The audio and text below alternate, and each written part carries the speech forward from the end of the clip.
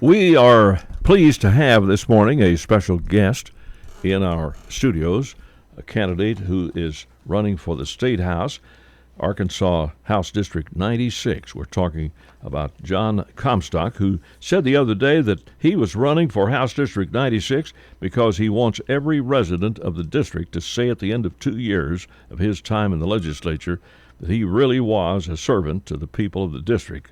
Because of him, things got done. Jon, that's your attitude, right? It definitely is. I mean, that's what motivates me when people ask me, why am I running for the legislature? I've been an advocate in everything I've done in my whole career. I really, right now, my whole life is about advocating for others who really don't have a voice in our civil and our criminal justice system. And I do mediations. I help people resolve disputes when they have very different opinions about how things should work out, and I'm good at it.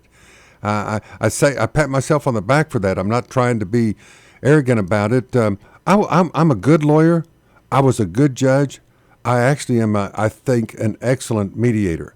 And I have a lot of success behind me to back that statement up. And I just want to take that same skill set to the legislature and work with Republicans, Democrats, Independents, anybody.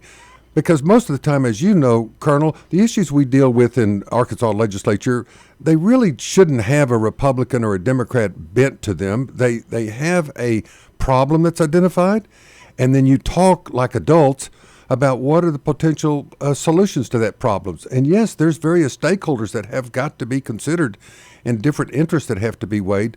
At the end of the day, though, my lens, my filter is going to be what is best for Arkansas families and their children. And I want to focus on what is best for workers.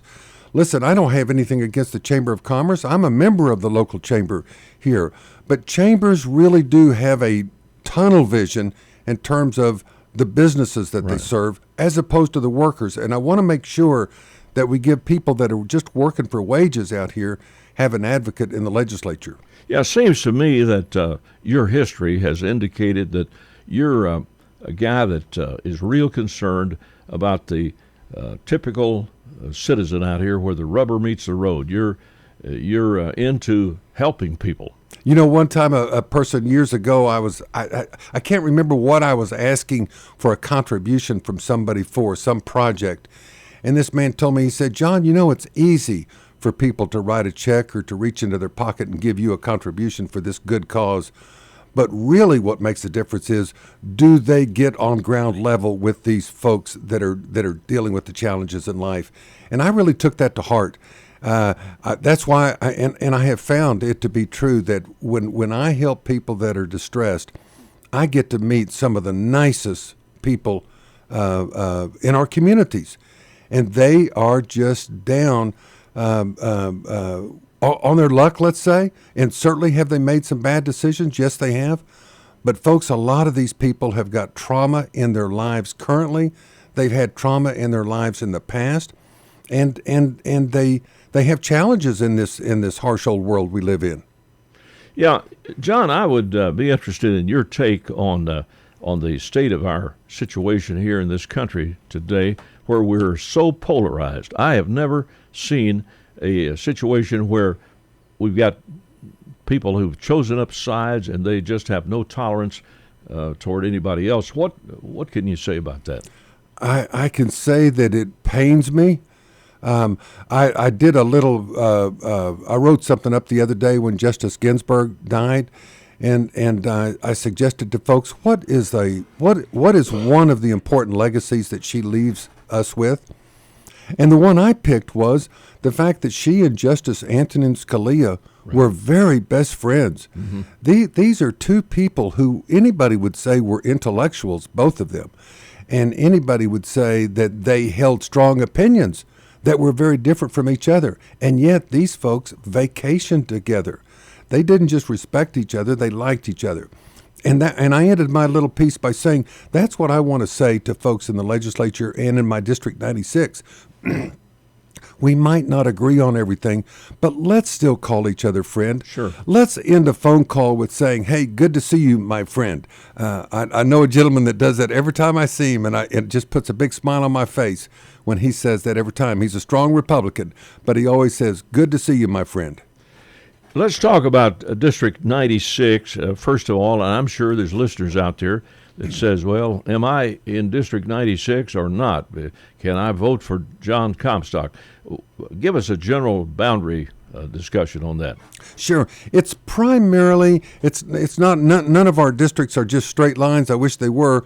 But if you take 2nd Street in downtown Rogers, and if you kind of go north towards Highway 62 and Garfield and Gateway in that direction, and everything east of that line would be District 96. If you go back south towards Lowell and the Washington County line, and so if you see that line kind of in your mind, you'll imagine that it encompasses the biggest part of the Beaver Lake area and things north and south of the Beaver Lake area primarily.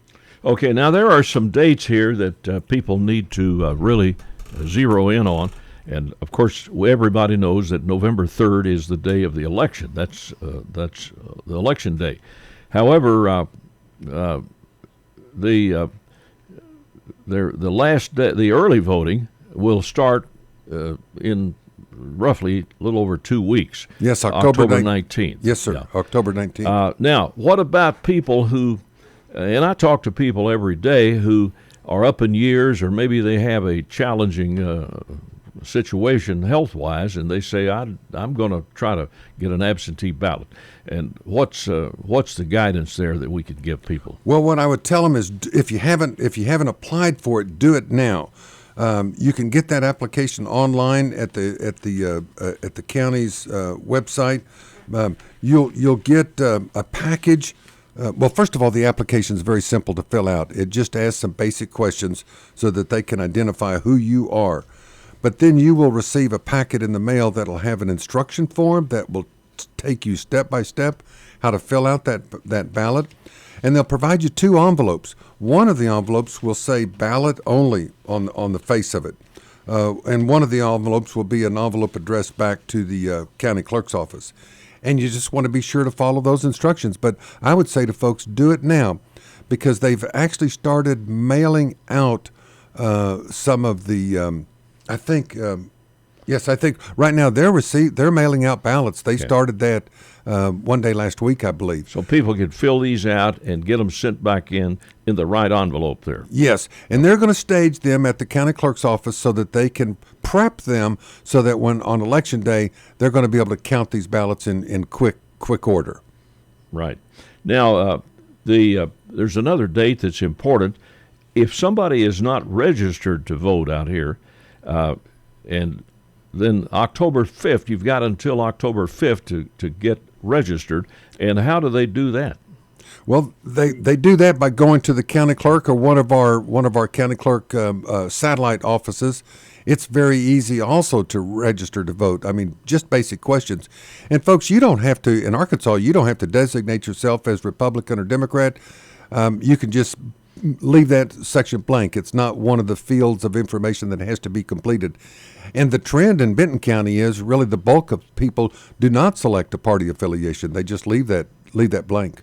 Now, John, one of the things, and I know that this is maybe a small minority of people out here, but one of the things that I always am concerned about is we've got listeners who are up in years that don't really, or they're not all that knowledgeable about the internet. And when we continually say to people, go online and do this, so I guess they could get somebody to help them do that. But is there a way that they can write into the clerk or call the clerk? Absolutely. I don't have the phone number in front of me, but they can call the county clerk. Absolutely. If you just called information and asked for the Benton County clerk's office, they will walk you through step by step what you need to do. And I found them to be very helpful. Yeah, you know, in my dealings here with agencies like the FCC and governmental agencies, and a lot of these music corporations, music licensing people, they want everything done online. And a lot of people, and I'm going to tell you, I think maybe 20% of the people out here don't really fool with the internet. And consequently, we don't need to forget about those people, and we need to make sure that they've got an opportunity to vote. See? Absolutely, absolutely. And I agree with you 100%. In fact, talking about dealing with different agencies and things, that's what I want to be as a representative. When I say after 2 years, you will be able to grade me, you will be able to evaluate me, it's going to be on really one or two factors. One is, do we even know who our legislator is?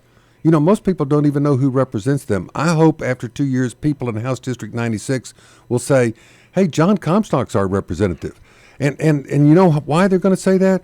Because I'm going to have constant forums during the legislative session where they're going to be able to come and visit or express their views to me so that I will get a sense of how do people in the district feel about different issues. Right now, our legislators almost, from what I can tell, being a citizen, my representatives almost never reach out to me and ask for my opinion on anything.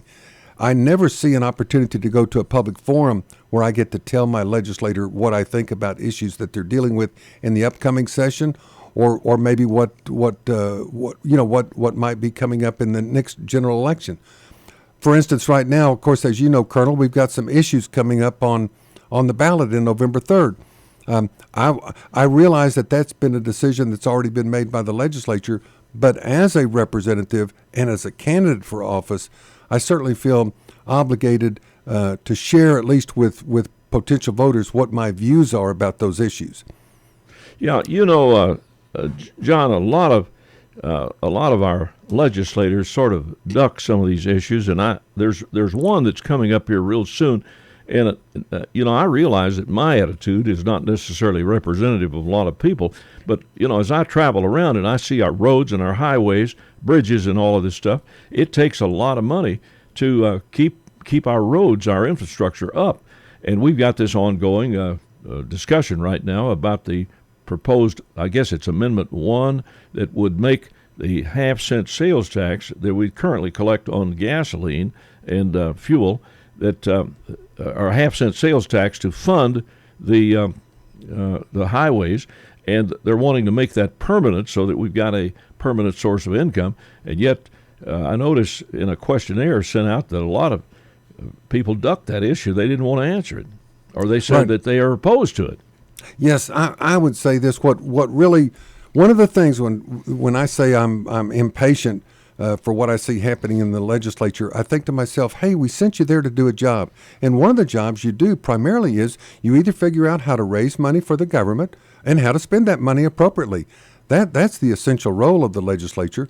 What are the public policies that you're going to put those funds behind? Well, what the legislature, in my view, should do with the need for funding for roads and highways is periodically they need to pass an assessment that will help cover those costs and meet those costs. And they need to make a sales pitch to the public as to why they need to vote yes for a particular tax. But this issue 1 is offensive. It's deceptive. It is a wrong way to go in my judgment, because they're asking us to build into our Constitution a tax rate, which is kind of unheard of. They're also making it permanent. Keep in mind, this was a tax in 2012 when the citizens were asked to vote for it. They were told it was going to be a temporary 10-year tax. We're coming up on the end of that tax, and people ought to be able to put those extra dollars now in their pocket. But no, the legislature has referred this issue that says, let's make it permanent. And Colonel, what's really offensive to me, and I know my voice it gives away the fact that I feel strong about it. Right. But it's offensive to me that the ballot measure, when you go in to vote and when you read the description of what they're asking you to vote on, nowhere in there does it tell you that this is a permanent tax. And yet it is. If this ballot measure had been presented by, let's say, a private person in a contract with a company, that contract could be avoided on the basis of misrepresentation, let's say.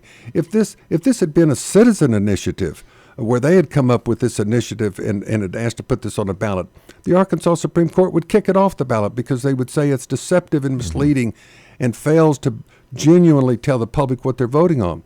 And folks, what I would say is it's a permanent tax. We're not saying let's pass a tax. Before they wanted a 10-year tax. Now they're not saying a 3, a 5, a 10. They're saying for the rest of your life and your kids' lives until what?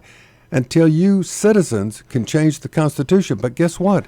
Issue 3 on the ballot, also offered to us by the legislature, is going to increase the bureaucratic obstacles to a citizen initiative. They're going to stop it in its tracks. So I tell people I think it's like a double whammy punch. On the one hand, they're going to say make this tax permanent, and then on the other hand, issue 3 is going to say, and guess what? We're going to tie your hands, citizens, and you are not going to be able to change this. Not only change this policy down the road, you're not going to be able to initiate any new policies going down the road. Heck, right now, think of what's happened this election cycle. I believe every citizen initiative has been kicked off the ballot by the Arkansas Supreme Court. So the obstacles that they have to overcome, and they have lawyers helping them. They have smart people helping put these projects together, but they can't even dot the T's, cross the I's, or vice versa, on what needs to be done to get these ballot initiatives presented to the people. So issue 3 is just going to compound that multiple. I think the net effect of it is we won't see citizen initiatives going forward. Well, John, in our remaining time here this morning, it seems to me that the bottom line of your candidacy is that you're going to be a guy that represents the people of this district, that they can call you, that you're interested in hearing from them, that you're going to respond to their questions and comments. And I'm sure that between now and the election, you are available to talk to anybody that is concerned. Absolutely. I got a call the other day from a gentleman who actually took issue with me on a particular point, but what impressed him was my cell phone is listed out there, 479-659-1767, and then I answered the phone. And we had a great discussion, and I told him, I said, sir, that's what I want to do going forward. I want to be available. I want you to know who I am, and I would tell the people in House District 96, no issue is too small. It's my whole life I've dug into issues. If somebody's got a problem, they're dealing with a state agency and they can't get the attention they feel like they deserve, I certainly can't guarantee what that outcome's going to be, but I will guarantee them that I will help them get an audience with that agency and get a timely response. Okay. Jon Comstock is our guest this morning. He's a candidate for House District 96 in the upcoming election on November 3rd. John, real quickly, your immediate background, you were with Walmart for like 18 years maybe? I was in private practice 18. Before that, with Walmart Legal Department 18. And then I was a circuit court judge in Benton County. I had the civil and felony docket. And since 2013, I do mediations. Plus, for 5 or 6 semesters, I taught at the University of Arkansas School of Law. And I do a lot of volunteer legal work for folks that simply don't have the funds to be able to provide the cost of an attorney. Folks, if you want a state representative that's going to be approachable by the people he represents, somebody that's going to be willing to give the time and the effort to represent District 96 in the State House, then your vote for Jon Comstock will be appreciated in the upcoming election. Vote early, vote absentee, or vote on Election Day, November 3rd. John, our best to you, and thanks for stopping by this morning. I appreciate it very much, Colonel. Thank you.